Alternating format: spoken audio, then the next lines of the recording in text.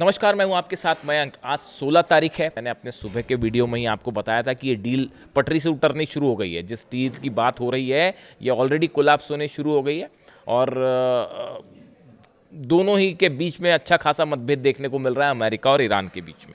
लेकिन इस बीच कुछ खबरें ऐसी हैं जो बेहद चौंकाने वाली हैं। केशम आइलैंड में हॉर्मूज में एक बार फिर 3 धमाकों की आवाज़ सुनाई दी है। हालांकि ये अब तक साफ नहीं है कि हॉर्मूज में ये धमाके कैसे हुए, खासतौर पर केशम आइलैंड के पास ये धमाके कैसे हुए। क्या इसके पीछे अमेरिका की कोई भूमिका है या क्या था? चीज़ें ये पूरी तरह से अभी तक साफ नहीं है। मिस्ट्री अभी भी बनी हुई है, लेकिन ये बात साफ है, ईरान की न्यूज़ एजेंसीज ने इसे कवर किया है कि वहाँ पे जो है 3 बड़े धमाकों की आवाज़ केशम आइलैंड पर सुनाई दी, जिसके बाद पूरे इलाके में एक बार फिर तनाव फैल गया है। ये स्थिति है।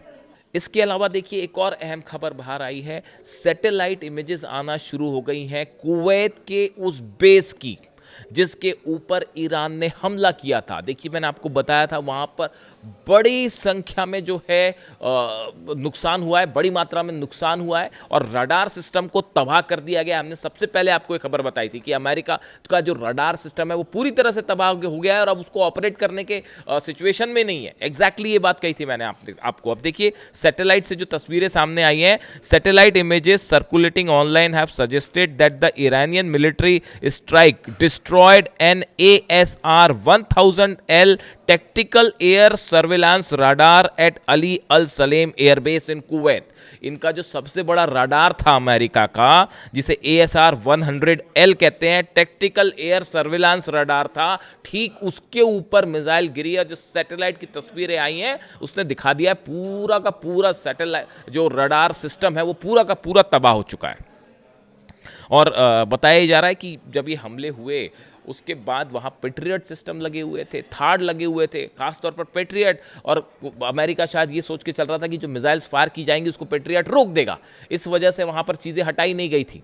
जैसे जिस तरह से जॉर्डन में हुआ, उसकी तस्वीरें भी धीरे धीरे आने लगी हैं। एग्जैक्ट नंबर्स आएंगे सामने कि कितने F-16 F-35 तबाह हुए हैं। अब ये कुवैत की लेकिन तस्वीरें सामने आ गई हैं कि 9 जून 11 जून के बीच में जो हमले हुए थे उसमें किस तरह से जो है भारी नुकसान हुआ कुवैत में अमेरिका के बेसिस को। इसके अलावा देखिए, 2 और अहम खबरें हैं जो कि ईरान से हैं। ईरान की सेना ने अपने सारे बॉर्डर्स पर पहरा सख्त कर दिया है। सेना को 24 घंटे अलर्ट रहने के आदेश दे दिए हैं। बल्कि खबरें ये भी आ रही हैं कि ईरान ने एक बार फिर बड़ी जंग की तैयारी शुरू कर दी है।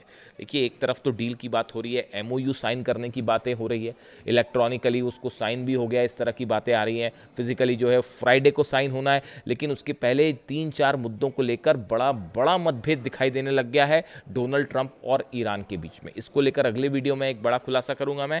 लेकिन अभी जो हालात ये हैं, इसके मुताबिक ईरान ने एक बार फिर जंग की तैयारी शुरू कर दी है और ये कहा गया है ईरान की सेना को कि किसी भी तरह के हमले का जवाब देने के लिए तैयार रहिए। यानी हालात ये हैं कि कहाँ तो डील वाली बात है, MOU की बात है, लेकिन इसी बीच में हालात ऐसे भी हो सकते हैं कि फ्राइडे को जो है MOU साइन होने की बजाय जो है वो जंग की शुरुआत हो जाए फिर से।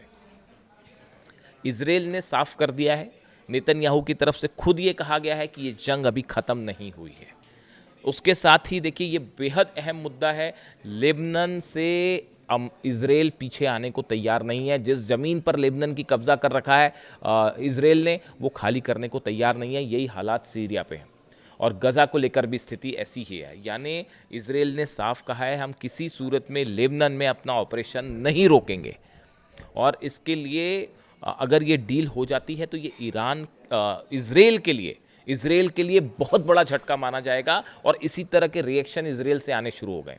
यानी हालात ये हैं कि इजराइल में बहुत असंतोष है इस डील को लेकर और एक प्रकार से ये इसको इजराइल की हार की तरफ से देखा जा रहा है, इस MOU को जो साइन होने की बात हो रही है अमेरिका से।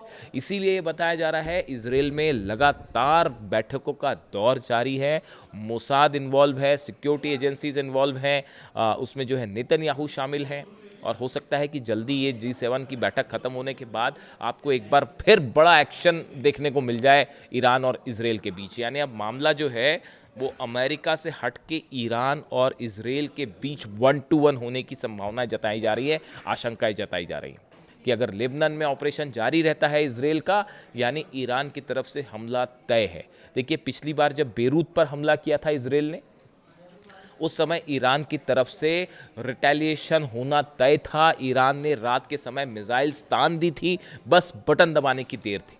लेकिन अमेरिका समेत तमाम अरब देशों ने ईरान से रिक्वेस्ट की कि अभी डील हो सकती है, एमओयू साइन हो सकता है, एमओयू पर सहमति बन सकती है, ऐसे समय पर आप इजराइल पर हमला ना करें। सिर्फ ये वजह थी ईरान रुका, वरना एक बड़ी स्ट्राइक इजराइल में तय थी। पूरे रात 2 दिन पहले इजराइल में सायरन बजते रहे।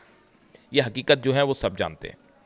ऐसे हालात में जहां एक तरफ डील की बात हो रही है, लेकिन उसके बीच में बड़ा ज़बरदस्त तनाव देखने को मिल रहा है, चाहे हॉर्मूज़ में है। और देखिए हॉर्मूज़ में तो जो सर्विस टैक्स लेने की बात है, इसको लेकर अमेरिका और ईरान फिर आमने सामने हो गया है।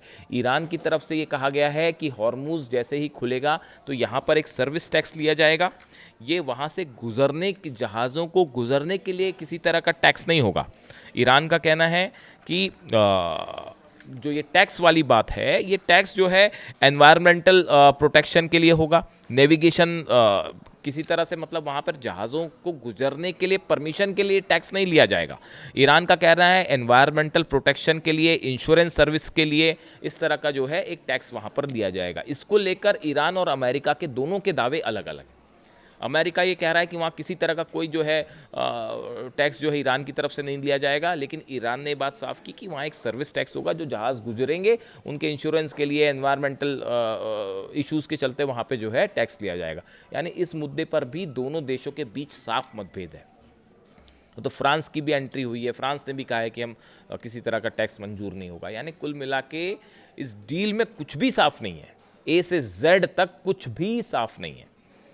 और अगले 2 दिन, देखिए फ्राइडे करीब आने वाला है, और अगले 2 दिन में, बल्कि 24 घंटे में ही आप देखिए, कल तक शायद ये बात साफ हो जाएगी कि ये डील साइन आगे हो पाएगी या नहीं हो पाएगी।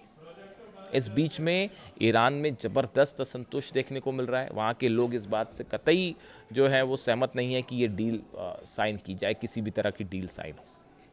तो ये गुस्सा तो ईरान में देखने को मिल रहा है। खैर, हमने शुरुआत की थी आज फुटबॉल से। फुटबॉल में जिस तरह से ईरान के खिलाड़ियों ने हौसला दिखाया वो काबिल तारीफ़ है। इसीलिए कहा जा रहा है कि पहले जंग और अब फीवा वर्ल्ड कप, दोनों में दिखाई दे रहा है ईरान का जलवा। और इसी के साथ ही एक अहम खबर जो लॉस एंजलिस के बेस से ही आई कि अमेरिकी वायुसेना का B-2 बॉम्बर जो ईरान में हमले कर रहा था, उसी तरह का एक B-2 बॉम्बर जो है वो क्रैश हो गया, जिसमें 8 लोगों की मौत हो गई है। ये कैलिफोर्निया स्थित एडवर्ड्स एयरफोर्स बेस पर हुआ। अमेरिकी सेना का बड़ा ऑपरेशन सेंटर माना जाता है ये। लॉस एंजलिस से 95 किलोमीटर उत्तर में स्थित है। यहाँ पर एक B-52 बॉम्बर्स ने टेक ऑफ किया, और टेक ऑफ करने की कुछ ही देर बाद ये क्रैश हो गया। इसकी तस्वीरें जो हैं सोशल मीडिया पर सब तरफ छाई हुई है। देखिए, अब ये B-2 बॉम्बर जो है ये अचानक क्रैश हो जाना अपने आप में बड़े सवाल खड़े कर रहा है। हालांकि क्रैश तो बहुत कुछ हुआ, 42 प्लेन भी गिर गए, F-35 भी गिर गया, F-16 भी गिर गया, उसको भी नहीं बचा पाए। पैट्रियट मिसाइल्स धरी की धरी रह गई। लेकिन ये B-52 बॉम्बर जिस तरह से क्रैश हुआ है, ये टेक्नोलॉजी पर सवाल उठाता है। तो अब इसको लेकर भी जो है इन्वेस्टिगेशन चल रहा है कि आखिर ये कैसे गिर गया। तो इस बीच अब खबरें लॉस एंजलिस से लेकर तेहरान तक, ईरान का ही ईरान है, ईरान ही ईरान है, इस तरह की खबरें सोशल मीडिया पे हैं। वीडियो कैसा लगा कमेंट करके ज़रूर बताइए। अगले वीडियो में सुबह एक बड़ा खुलासा। Thank you so much.